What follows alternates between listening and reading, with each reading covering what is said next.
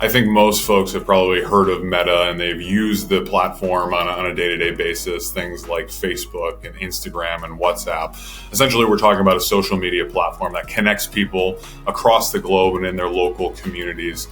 We think that there's a really interesting value proposition in being able to connect it and make those connections, and how Meta is able to draw the economics from a business like that. Essentially, Meta is a media company. It's providing entertainment for its users. It's providing entertainments for its customers over time.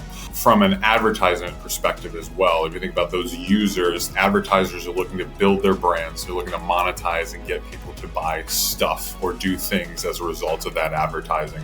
So that's really the problem that Meta is solving, is connecting those products, those brands, those customers with those folks through that media content, and they're looking to monetize that in an interesting way.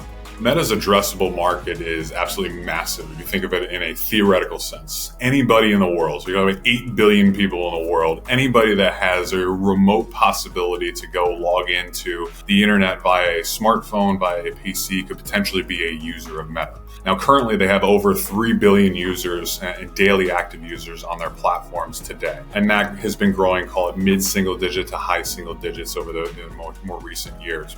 On top of that, you have the advertising that it's had. So the ad impressions that have been coming through. It's the amount of ads that you're able to advertise to those 3 billion users. And then on top of that, because of some of the interesting things that they're doing with generative AI and AI in general, they're actually better monetizing those ads. So the ad dollars are actually increasing on top of that ad impression as well.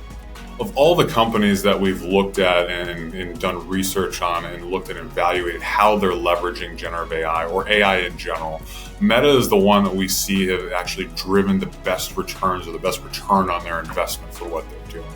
And if you think about what generative AI does, it takes all of this unstructured data and it creates a prediction of outcomes, or a prediction of what you would want to do with that. Now, why is that important to Meta? If you think about social media, there's all of this unstructured data that's going on there.